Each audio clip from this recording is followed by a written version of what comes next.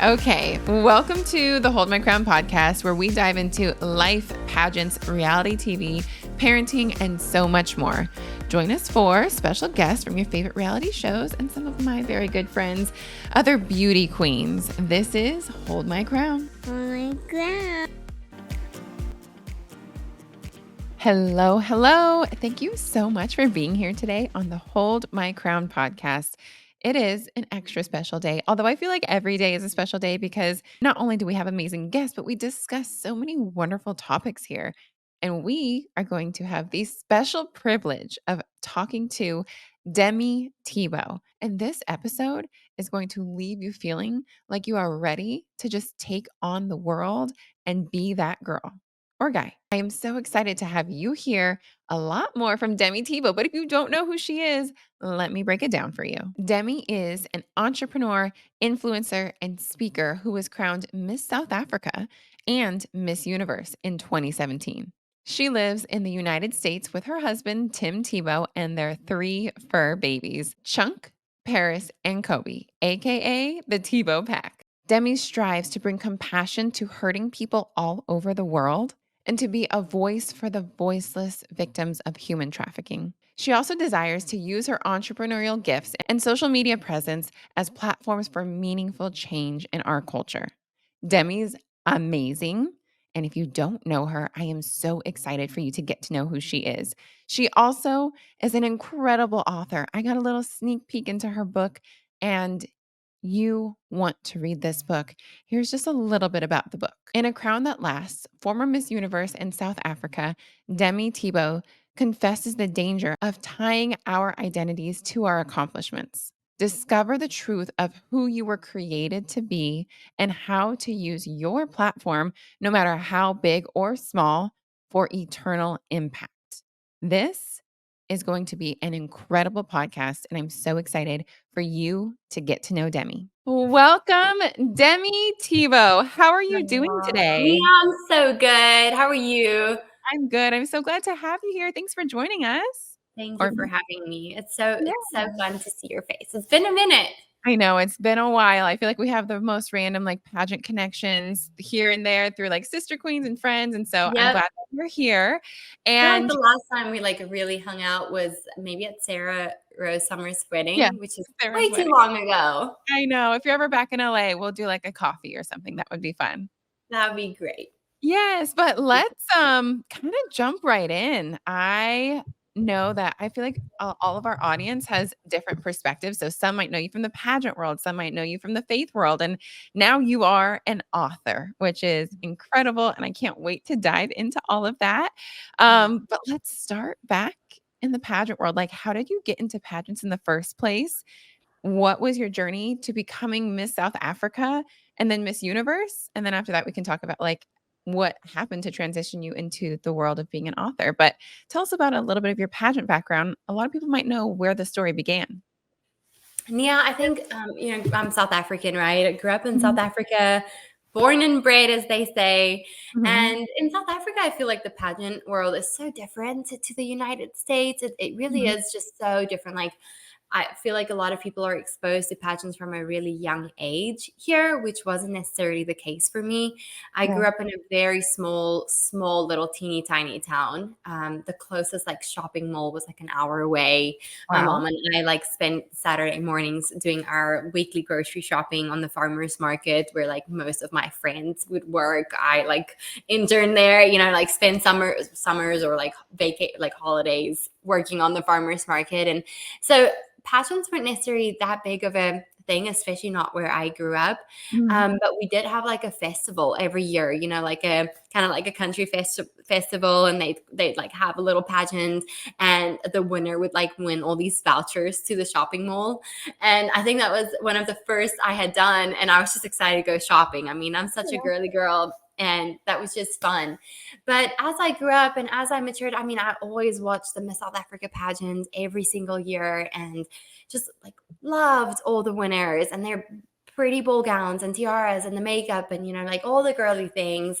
But I realized as I matured and as I grew older that the thing that I really loved and that really drew me to so many of the Miss South Africa winners were not necessarily the pretty ball gowns or all of those things, but it was what they did with that title that really inspired me. So many of them had gone on to become great businesswomen, creating jobs in their communities, just having such great influence, using their platforms to have an impact on other people's lives. And Mhm.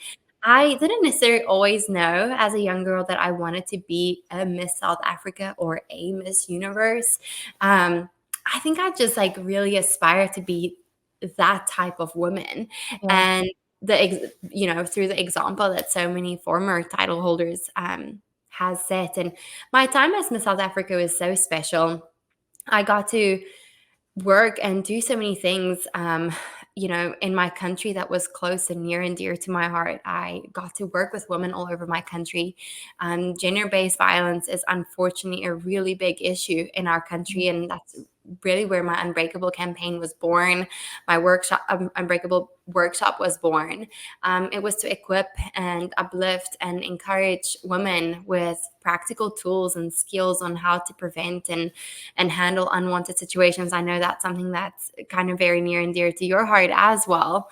Yes, I feel like Um, we could talk about that all day long because I love it yeah, so we can, for much. sure. So I feel like what inspired me to get into the pageant world stemmed so much from the roots that I have in South Africa and Yeah. the way that that has shaped me.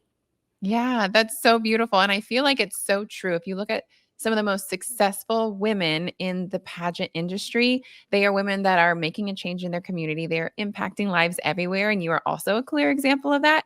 And it's been so beautiful to see all the impact that you've made, whether it's in South Africa, specifically with like even the schools that you're working with through the Tim Tebow Foundation, or the women that you impact with your Unbreakable workshop. And there's so much more that you're doing. And now you are changing lives through this book.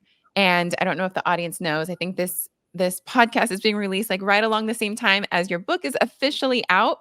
So I was lucky enough to get a little glimpse into the book. We get a little sneak peek and I literally could cry.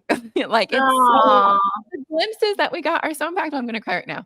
It's so good. oh, And I haven't even read all of it. It's so good. So I can't wait to have like the book physically and be able to really dive into it because you are going to change lives and you've already been changing lives. Like you've been doing it, now you're gonna keep doing it. So that's I so need to sweet, pull it Nia. together. I don't often cry. Oh, that's so sweet, especially It's coming from so you, good. Nia. I mean, you know, I feel so unworthy to share so much of the message of A Crown That Lost. And I Yeah, think a big part of that is because I fully know that I am so far from perfect and that I yeah, am so far from having anything figured out. But I feel so called to share this message through this book.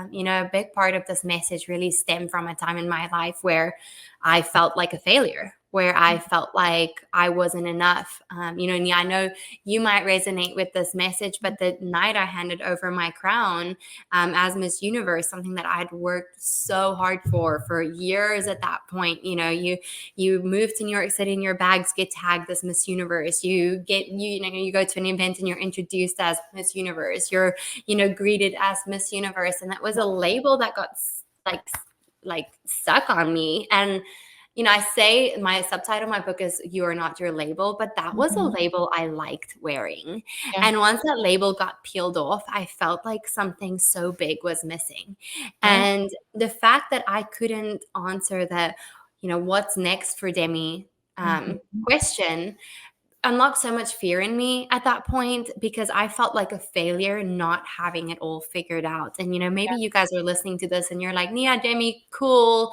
You're pageant queens and you wore a crown and a sash. I have never had a crown, or yeah, I've never participated in the pageant. But yeah, I think we've all chased our different types of crowns throughout yep, our life, whether that is a pageant or a corner office or that perfect degree or that perfect job or that perfect title, that perfect accolade, whatever it is, we've all chased those crowns. Maybe for the last like however many years, your purpose was locked into raising your children. And now that purpose is packing their own lunchbox and driving yeah, themselves to school, right? Like, and you have that, well, what now? What's next? Where to from here? Question. And so my book, something that was so important to me was to make it practical for my readers. And I divided the book into four main sections: dig, plant, grow, and flourish. And the purpose of that is to really give my readers an opportunity to read, maybe my story, my thoughts, but to go and make that applicable in their own lives. Yes. So I'm so Oh, I excited love about it. those. The dig, plant, grow, flourish. It's so Or good. glow. I Glow, like it. girl, all of it. Yeah. Yes.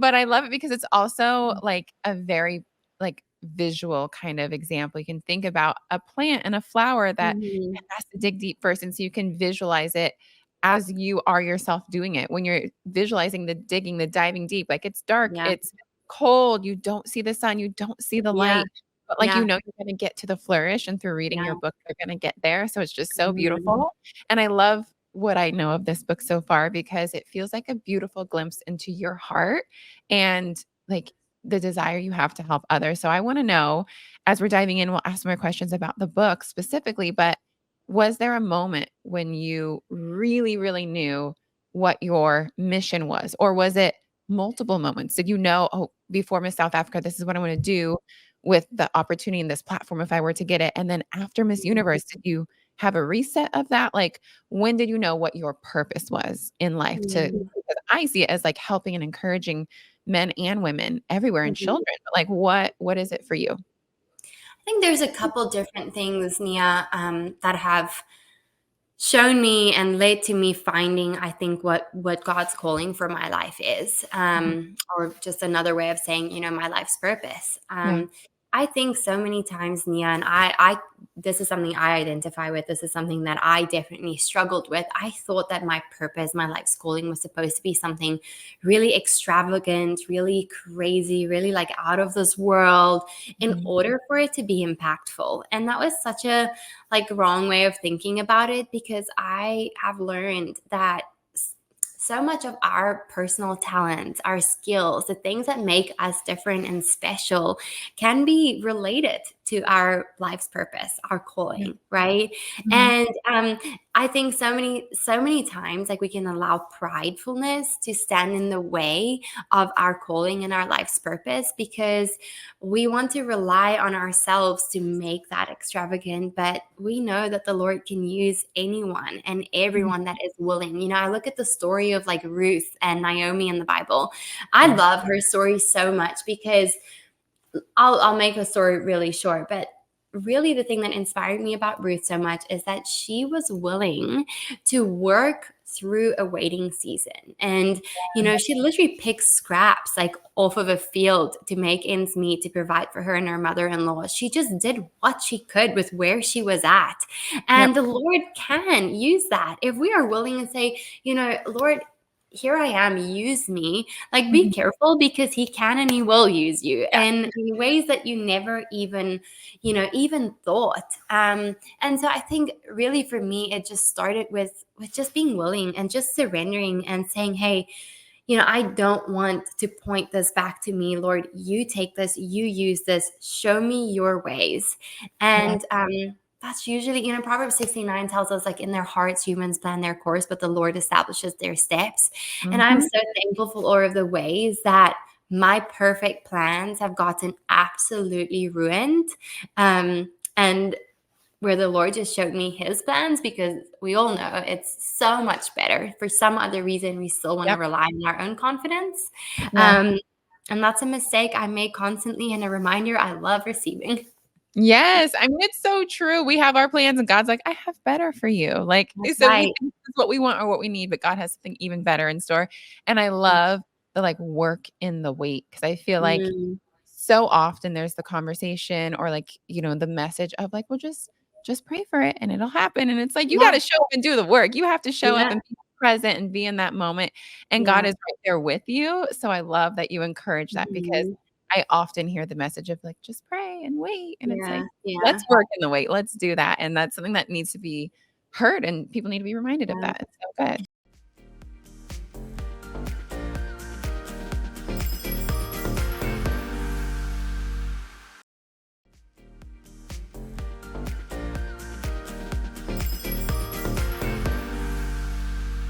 So one of my favorite chapters is like the work through the waiting Mhm. season chapter. I love that chapter so much. It was, yeah, after I handed over my crown, I moved back to New York City, and my plan was to like pursue a career in modeling, and I signed with the right agency. I had the perfect team, all the things, right, like was set up. But like, if you have any experience in the modeling world, it's such a like hurry up and wait scenario Mhm. every single day. And it's so hard to just not get that call back, Yeah. or, not make it to that next round of castings. And it was, I won Miss Universe, which was like the pinnacle of like one industry. And now I just like went back and pretty much started with the rookies in another industry, like started from scratch. Wow. And that was something that totally caught me off guard. And I remember like people would invite me to do their podcasts or to do their interviews or something, things to that extent. And I was so fearful of doing those interviews because I had no idea what to tell them. I had Oh, no idea what to say, what was next. yeah. I had no plan. And it just, it felt like such a wasted season. It Mhm. was a waiting season, but it just felt wasted. But Mhm. the funny thing about a comeback is you can't have a comeback without having a setback first, right? Yeah, And amen. so our setback seasons can sometimes be our set up seasons for our comeback seasons. Yes. And silly, but we always see that only in hindsight. It's so Mhm. hard to, it's like the seed that gets planted and it gets covered with dirt, right? You can't see the light of day. You can't see the future that is ahead of you, the perfect plan and purpose that the Lord has for your life. But that little seed is getting cultivated, it's getting nurtured right where it's supposed to be to eventually be able to go and flourish. Woo, preach. So good. I love this so much. Now, and it's speaking of that season, you talk in your book about God confidence. So, Yeah. like, how, if for someone listening that hasn't read your book yet, like, how can we find God confidence when our plans take those unexpected turns and they're not like, Mhm. if someone is just listening to this right now and they want a really practical takeaway, like, how do I do it? It's nice to hear that I need to have my God confidence, but like, how do I actually do it? Like, what practical things can they do? Well, let's take it a step back, Mia.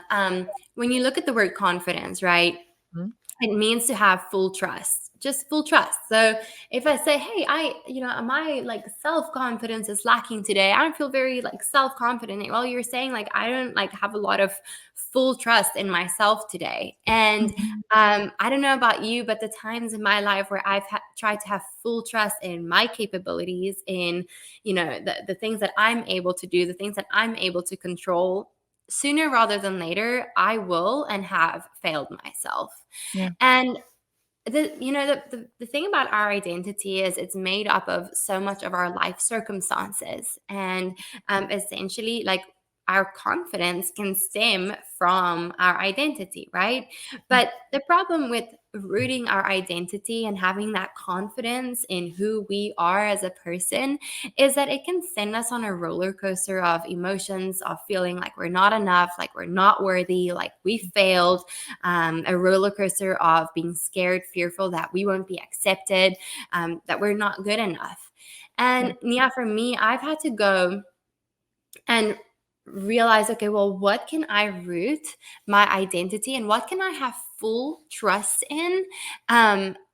Because my self confidence keeps failing myself. And the one thing that I have been able, well, actually, four things that I've been able to narrow down is, in order to have a stable identity, I need to root my identity in something that is fixed, that is never changing, that is bigger than myself, and that is always trustworthy. Always trustworthy.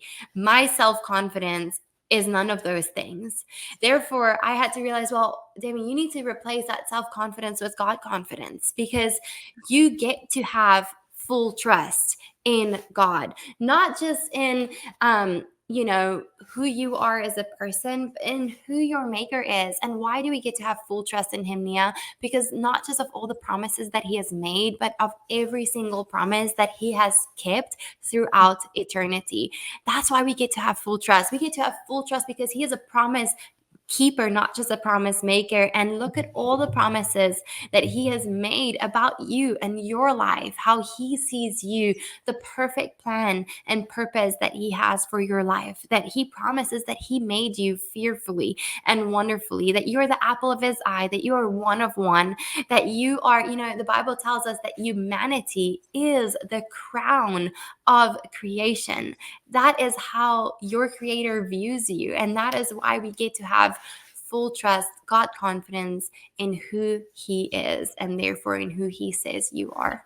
Oh, that's amazing. Thank you for sharing all of this because I feel like someone listening right now really needs to hear it.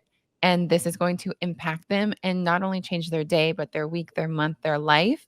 And I cannot wait for them to get their hands on your book. And I love that you do remind us in the book, not only is he a promise maker, but a promise keeper, Mhm. because that Yeah. is where that stability comes from. He's not just making promises, he's keeping them. He is Yeah. steadfast. And so I love that that comes from there. And you remind us of that in your book. Now, something that I love as I was, getting a little sneak peek is that you encourage us to be that girl. And I love Uh-huh. like the be that girl, be the one that helps someone, that shows up, that makes an impact. Mhm. So if someone is like, okay, I want to be that girl, like what are those steps? How can they be that girl in their community or their town or that whatever influence they have? Because everybody has some type of circle, some type of influence, whether it's at work or social Yeah. media or a larger Mhm. platform. So how can people be that girl?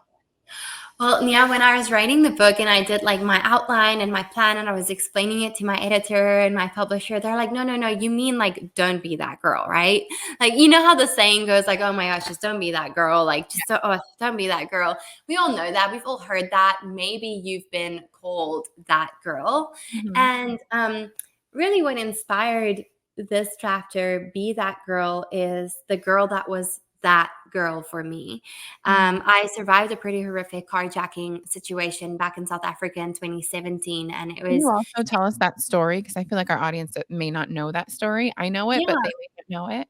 Yeah, it was shortly after I won Miss South Africa, about 3 months later, and I was on my way to like an official event as Miss South Africa, all dressed up in my 6-inch high heels. I was 2 blocks away from my apartment, so I was like, I'll just drive in my high heels. Well, anyway, don't do that. Just don't ever do that. It's maybe not the wisest thing, and they were like really big platforms too. But Uh-huh. besides the point here, guys, let's get back on track.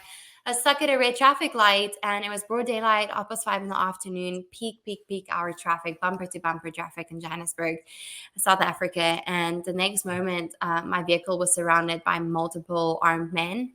And I tried to run away, but the man on my side of the vehicle grabbed me, pushed me back into the vehicle. Well, I actually write a whole chapter about the events that took place. And I really go into detail about this story, for really the biggest reason, hoping that anyone that reads this will be able to gain practical skills and tools on the things that helped me in that moment. And yeah, I know that that's something that you share so much about physical safety. I think it's so important. Long story short, I was able to run away from my perpetrators, not knowing what their intent was, just knowing that it wasn't good. Till this day, I don't know what their intent was, other than it wasn't good. And I knocked on many, many, many car windows. I mean, yeah, it was bumper to bumper traffic. People had their windows open. They could hear what I was saying. I mean, they could see the like terror in my eyes and the terror in my voice, and nobody would stop to help me. I remember this one lady that literally looked at me and like said, shoo, shoo, shoo, like get away from me. And Mhm. that was like truly the most traumatizing part of that whole incident. Just not knowing where to run to, not knowing where I'm going to get help, and knowing that my perpetrators are still right there, like in reach of me. And eventually, this young girl, she's 19 years old, in this old little car, pulled over, stopped, opened up the door, led me to safety. And I titled this chapter Be That Girl, because that girl not only led me to safety that day, but she truly served as, I actually want to go as far as saying, like, I feel like she even changed such a big part of the trajectory of my life's purpose by showing me to never turn a blind eye, to never feel like you can't have an impact, by just showing up and saying, this is all I have, but I'm willing to use it to help someone in need. I'm willing to use what I have to make an impact right here where I am. Yeah. And Nia, the beautiful thing about how she helped me is not just the moment, not just her getting me to safety, but the ripple effect of goodness that came from that moment that neither her, nor myself could ever have planned for. Like we could have, neither of us would have ever known what this could turn into. And now 6, 7 years down the road, I get to serve on boards around the world, fighting for survivors of human trafficking and victims of human trafficking and children that are victims of child exploitation. And that all started with one girl saying, here I am. I'm willing to help you, get in, let me take you to safety. And I just realized, Nia, that I never want to be one of the cars that rolled up their window, that pretended not to hear, that shooed someone in need away. Yeah. And I know that I'm never going to be able to do it perfectly, that I'm never going to be able to help everyone in need. If you look at the statistics of human trafficking around the world, it is just, you can't even comprehend it all. And it's so easy to say, well, how am I going to make a dent in that? How am I even going to make a difference? Well, I have just chosen to believe that even if I can make a difference in one person's life, it is worth it. And Mm. that will be a reason for me to keep going after one more and one more and one more. Yeah. That's so beautiful. And one person maybe change like a big part of your life. And Yeah. then we can all be that one person for someone Yeah. else. That's right. And yeah, you encourage us to like step into that because it's so easy to close the window and ignore the something that's probably calling on your heart, Yeah. but you just want to push it to the side. So it's so Yeah. encouraging. I love That's that right. so much. You emphasize the importance of focus. What is the key message you hope readers take away from The Crown That Lasts, and how do you envision that impacting their lives? We've kind of touched on it, but like, what is the Yeah. key you want them to take away from this experience of reading your book? I already had an experience getting the cliff notes, so I can't wait, and I can't wait for everyone to get this book into their hands. But what do you want people to take away? Yeah, I truly, my hope and prayer for this book is that every single woman, girl that reads it will be able to use this book to get a little bit closer to her life's purpose and Mhm. to essentially go and walk in that purpose with the utmost confidence. I truly believe that the safest space that we'll ever be able to live in, be in our lives is right where God has called us to be. Yeah. And that is truly my biggest hope and prayer for this book. Yeah. Oh, that's so beautiful. And I love the like the safeness of it, like safety, comfort, like you are grounded in what God wants you to do. Yeah. Um, I would love to wrap it up with some fan questions because we had Oh, yeah, that's so fun. Let's do that. yes, it's so many questions for you. And I tried to pull, I think I have like 5 or 6 here.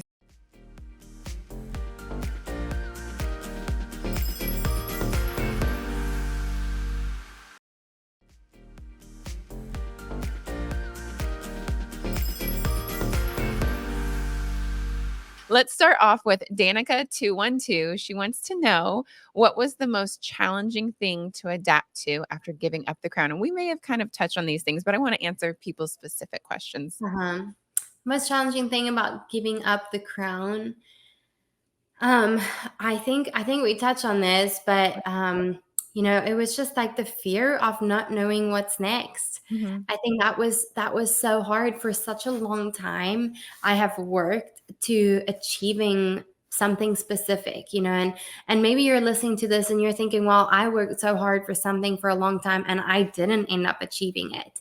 And you're still trying to find a way forward. We talked about it was that label that was ripped off that you actually liked wearing. Or I'm thinking of like that sticky little label we wore in like kindergarten, and like before half of the day is over, it's like peeled off. I remember like being in middle school and like trying to like glue it back on, and it just wouldn't stick. That little label with your name on it just wouldn't stick. And I think that was probably just one of the hardest thing is to come to grips and to accept that that label is off and I liked wearing it. And I think also just living with all of the other labels that get that the world might put on you, failure, not knowing what's next, like unsuccessful, like didn't follow in the same footsteps as formers, that comparison that all of us deal with at some point in our life. That was hard because I tried to follow, in the route that I thought I was supposed to go in according to other people that had come before me, instead of following in the plan that my creator had for my life. Yeah. Yeah, that's so beautiful. Now, I don't even know how to say this name. It's like in one, N-O-N-O. Says, So, but I like the question. So, I'm like, we'll go with the question. It's a good question. perfect. What are your non-negotiable routines to set yourself up for a good day? Do you have a morning Oh, routine? I like that. Oh, I Yeah. like that.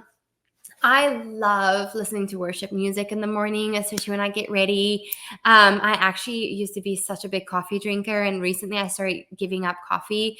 I had a cup this morning, total, in all honesty. But just like starting my day off with like good nutrition, I'd rather get up like a little bit earlier and have more time so that I'm not rushed and anxious about my day ahead, and so I can have a few minutes to just center myself and just pour truth into my life. And so I mean, I love scripture. I love memorizing scripture.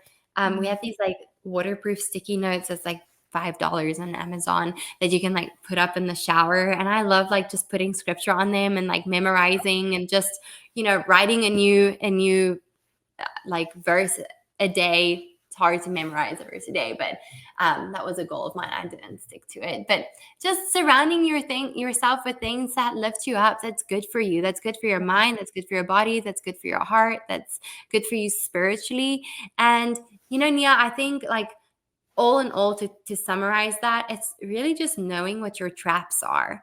It's like knowing that there's a trap out there that wants you to step in it today, and just making sure that you dodge it. And if hey, I am like bad at eating breakfast in the morning, or I'm bad at nourishing my body, like maybe the night before, planning and preparing for it. Or hey, knowing like I'm not like a morning person, so let me get up a little bit earlier so that I have time to like get going. Like knowing what your traps are and finding strategic ways to work around them ahead of time.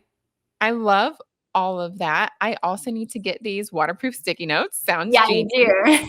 And I just wanna, like, pause and emphasize that you intentionally memorize scripture, because it's something I know I used to do back in the day, and I haven't really done it lately, and it's something that is so powerful, because when you need that Yes. word from scripture, it's with you, it's Yep. in you, so you can Yep. pull on God's promises that He's going Yep. to keep, because Hmm. you have it with you, and you don't have to go look it up, and what verse was that?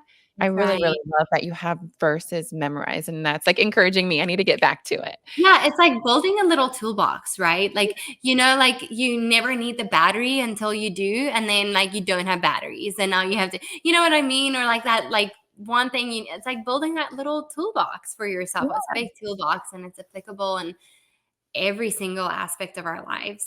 Yes, so good, and you can use it every day. It's so good.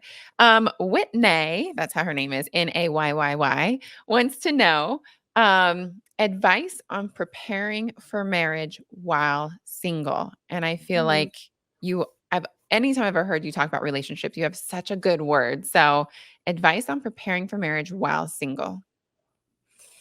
Um, it's funny because I feel like when Tim and I first met Nia, we like, being from different countries, having different first languages, like learning to love someone in a second language was like a Mm, hurdle, because I would try and like say something endearing, but it really just came off the total wrong way. Or, that was something that, probably more funny than anything else that we worked through.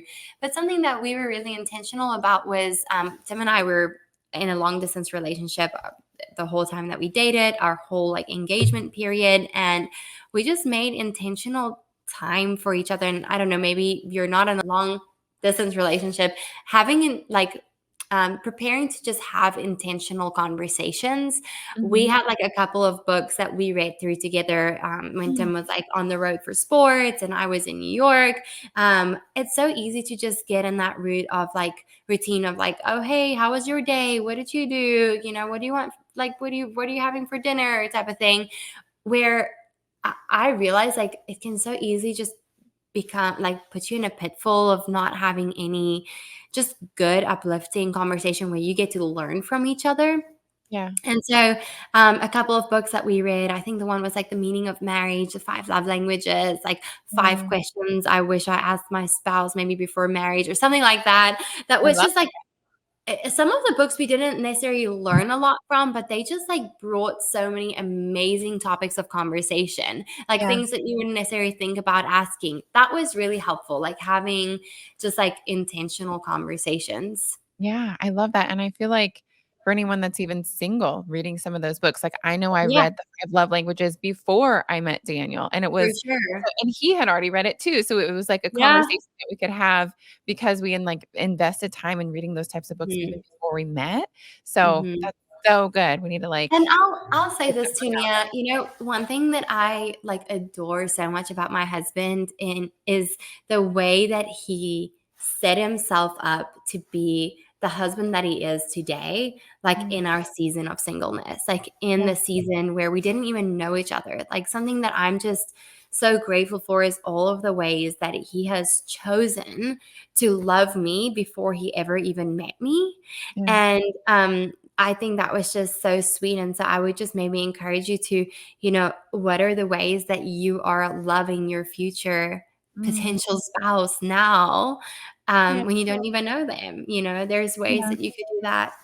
Oh, that's such a good point. I hope someone really holds on tight to that, like, preparing yourself for marriage, thinking about, "What am I doing now that's gonna be setting me up to love my partner in the future?" That's so Yeah. beautiful. Rodriguez, NAB3, wants to know, "Were you a Christian while you were Miss Universe?" Yeah, I was.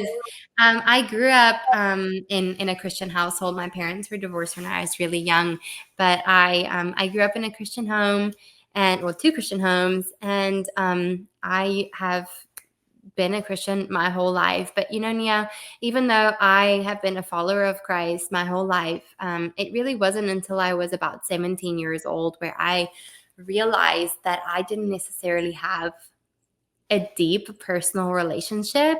And I Mm, think maybe growing up in two different homes played a role in that, where I might have had some confusion about theology and learned different things in different churches, and I was confused and I didn't even know that I was. And it took a pretty traumatic situation.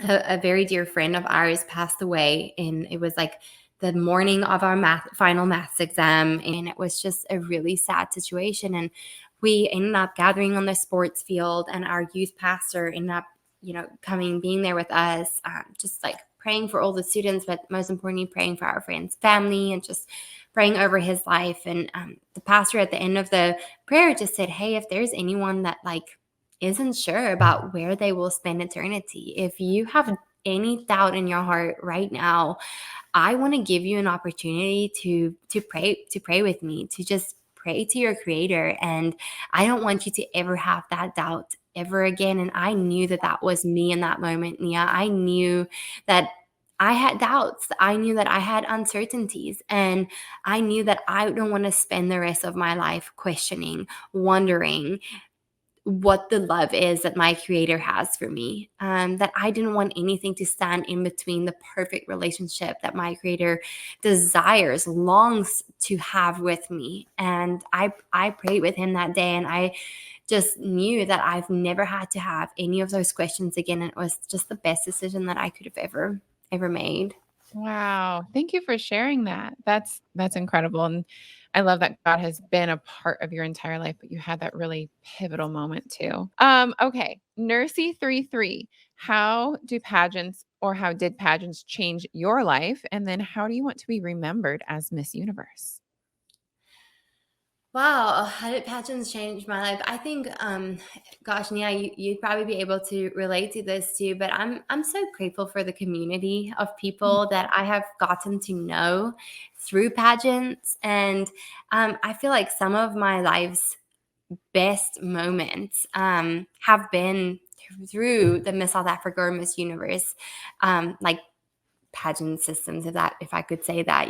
There's been so many sweet moments of literally girls helping to fix each other's makeup or crowns for that matter, to Mhm. some of the hardest moments, some of the moments where, I really felt put down by other girls. And I realized that it was so much just of comparison, so much of competition. It's really intense situations that you're in. You're literally competing with one another to see who is the best, and so many different aspects of it. Um, but I remember right before the Miss Universe show started, a girl came up to me and she took my hand and she was like, "Good luck with tonight. If I don't win, I hope you do." Oh. And that was just like such a sweet moment of like this competitor who is exactly in the same boat as me, but still had the heart to share something so encouraging, so beautiful. And, I always say, like, one of my slogans with my Unbreakable campaign is that when we hold hands and we stand together, that is when we get to be unbreakable. And I Mm. think that's so true with sisterhood and with women. It's so easy to say, like, oh, it's sisterhood. But what does that really mean? Like, how do we pour into each other's lives every single day? I think pageants taught me that I can't necessarily choose who speak about my life, but I get to choose who I allow to speak into my life. And Ooh. that So was a hard lesson that I Mhm. probably didn't learn soon enough, in my opinion. I love it. I'm We're taking it right now and putting it in my pocket. That's put so him good. in your pocket, put him in your pocket, take In my it. Uh, toolbox. Yep. it's who's that pit crew of people that you create, that you put Mhm. around you, to look to when you need inspiration, to look to when you are in a hard moment, to look Yeah. to for wisdom, that's going to point you back to the truth. Because honestly, the greatest thing the enemy does, in my opinion, Nia, is yes, he tells us lies, but like what he does so well is he creates doubt in our hearts and our minds. He Mhm. doesn't always tell you, hey, you're ugly and you're not worth it and your body's not perfect. He creates doubt in your mind, like, oh, do you think they're really gonna like you? Oh, do you think you're good enough? Do you think Mhm. you're worthy of this? Like, are you really, or do you just, he creates those, like, plants those little seeds of doubt, and they just spread like wildfire. And it's really the people that I've had surrounded me that's helped me just be pointed back to truth over and over and over again. And I think that's one of the ways that scripture comes in so helpful, because it's like those little, like, tools and skills and, like, just like weapons that you need in moments like that, point you back to the truth every single time. This has been so good. Thank you for everything that you shared. Even now, I'm like, "Ooh, I have so many things that I can add to my toolbox, even Yeah. after leaving this conversation with you and me." So I know our audience is going to gain so much from it. A few things as we wrap up. Where can everybody find your book, and where can they find and follow you? You're so sweet, Leon. Thank you so much. Yeah, I think book will be available from 13th of August in all of your favorite bookstores, online, Amazon, Barnes and Noble, all the things. And Great. then they can follow me on social media or my website, wherever. I'll be there. Just come Demi look and we'll be Tebow there. on Demi Instagram. Tebow. Yep. Demi Tebow. Demi Amazing. Tebow. Thank you so much for the Thank you, time Mia. and for the inspiration, and I hope you have an incredible day, and we'll talk soon. Thank you Thanks. so much, Nia. All the best. Bye, everyone. Thanks for listening.